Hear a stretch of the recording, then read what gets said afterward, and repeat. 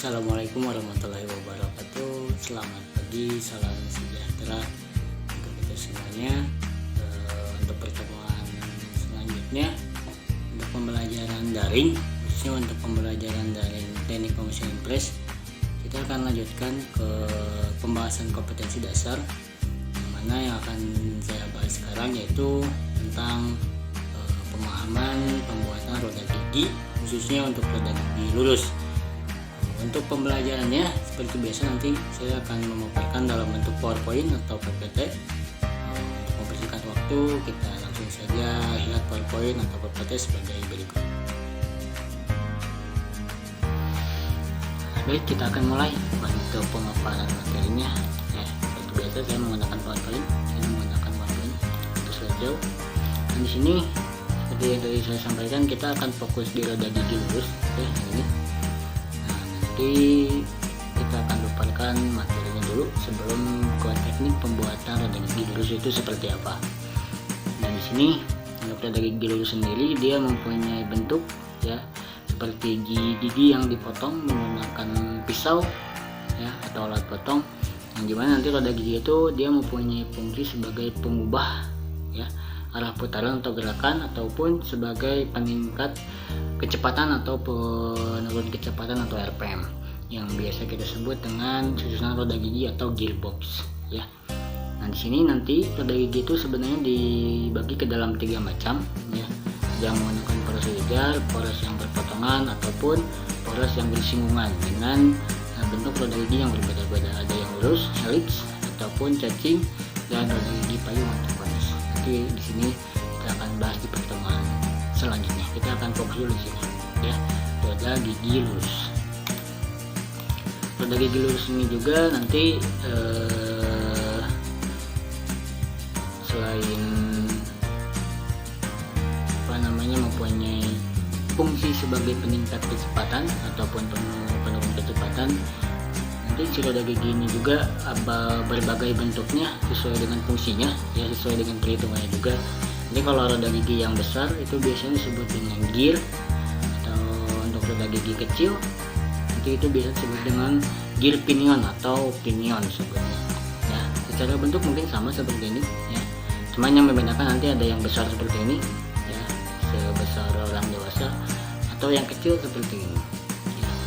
Fungsinya sama, cuman kegunaannya yang berbeda. Nah di sini nanti roda gigi itu mempunyai bagian utama, jadi bentuknya itu tidak asal-asalan ya, ada lekukan-lekukan khusus yang harus kalian ketahui, dan itu pun ada fungsinya masing-masing ya. Tapi mungkin di sini bentuk gambarnya tidak terlalu jelas ya, karena kecil-kecil. Nanti mungkin lebih jelasnya kita akan bahas di pertemuan luring atau tetap muka. Nah di sini setiap huruf itu ada keterangannya, ada nama-namanya ya, sesuai dengan yang distandarkan oleh pembuatnya. Nah di sini untuk langkah-langkah pembuatan roda gigi nanti itu ada 5 poin yang harus kita lakukan selama pembuatan roda gigi ini. Yang pertama, mulai dari menyiapkan benda kerja atau alat, memasang benda kerja, pemilihan alat potong atau pisau, penentuan jumlah giginya nanti menggunakan kepala pembagi. Yang terakhir adalah pemotongan benda kerja menggunakan alat potong ya atau pisau yang dinamakan dengan modul. Dan di sini untuk langkah yang pertama, penentuan benda kerja. Nanti benda kerja yang kita gunakan mau seperti apa? Apakah yang seperti ini tanpa poros, atau yang menggunakan poros seperti ini atau solid? Ya, nanti dua benda kerja ini ya secara bentuk sama mungkin, tetapi untuk secara fungsi akan berbeda atau kegunaan berbeda. Yang tanpa poros untuk apa, yang pakai poros untuk apa, itu akan berbeda ya. Tapi secara perhitungan, secara pembuatan benda kerja itu mungkin akan sama ya. Nanti di sini kita akan tentukan dulu untuk di awal ya, penentuan benda kerja yaitu menentukan diameter awal. Diameter awal di sini mau berapa diameter yang digunakan itu sesuai dengan kebutuhan kita. J-nya berapa, M-nya berapa. J di sini itu mungkin bisa dikatakan sebagai jumlah gigi. Jumlah giginya berapa ditambahkan dengan 2 dikali M. M itu adalah modul yang dinyatakan sesuai dengan kebutuhan. Berapa itu sesuai dengan kebutuhan ya. Nanti akan ada hasilnya di sini yang dalam bentuk milimeter, itu untuk diameter awal. Itu nanti yang akan membuat benda kerja ini ya, ini antara sini ke sini itu diameter berapa, itu adalah rumusnya ya. Jadi jadi diameter bahan awal ya dalam kurung Z ditambah 2 dikali M atau modul. Terus yang kedua itu adalah pemasangan benda kerja. Pemasangan benda kerja ini nanti kita akan menggunakan alat bantu, yaitu berupa kepala pembagi ya untuk membagi jumlah giginya, dan alat bantu lagi ada kepala lepas seperti ini ya. Yang tengah ini benda kerjanya. Nanti untuk pembuatan benda kerjanya tergantung kita mau menggunakan spinal horizontal atau vertikal. Kalau yang seperti ini posisinya untuk yang horizontal, tapi untuk yang seperti ini menggunakan spinal yang vertikal, jadi menggunakan spinal yang atas, kalau ini menggunakan spinal yang bawah. Cara pencekaman benda kerjanya kurang lebih seperti ini ya. Terus langkah ketiga, kita nanti akan memilih pisau atau setting pisau sesuai dengan ini jumlah giginya.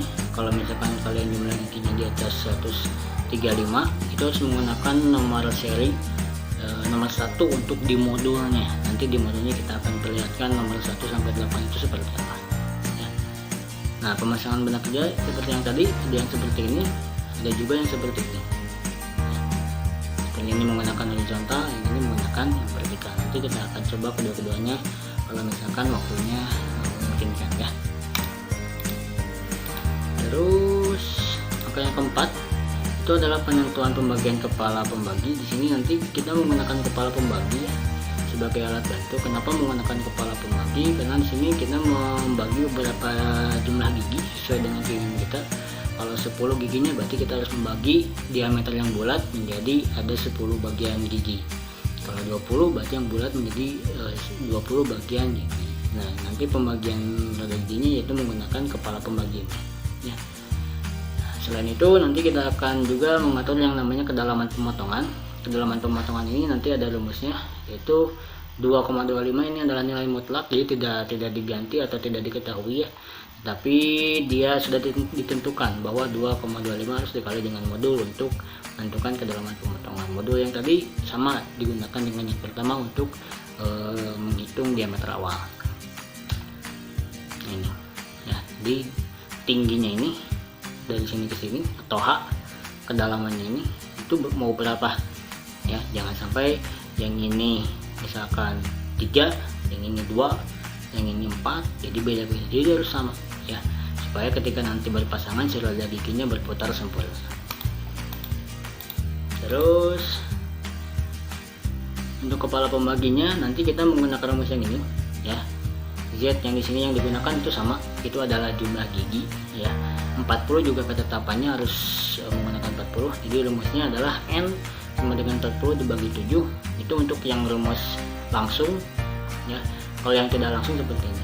Kalau yang tidak langsung itu biasanya jarang digunakan ya, karena terlalu rumit. Jadi kita menggunakan yang ini, yang langsung ya. N sama dengan 40 dibagi Z. Z-nya adalah jumlah gigi. Nanti hasilnya berapa kita akan bahas secara miring atau tatap muka supaya enak menghitungkan N itu berapa, 40 nya itu apa, Z nya itu apa, dan hasilnya berapa. Kita langsung praktikkan secara miring atau tatap muka supaya enak. Kalau di sini mungkin nanti akan kebingungan menggunakan rumus ini, cara menggunakan kepala pembaginya pun seperti apa, itu akan kebingungan. Ini terangannya ya, lihat ini jumlah gigi, ini adalah jumlah gigi yang dipangakan. Kalau yang menggunakan ini adalah perbandingannya. Nah, ini angka yang kelima yaitu pemotongan benda kerja. Di sini mungkin kurang lebih akan seperti ini ya hasilnya. Nah,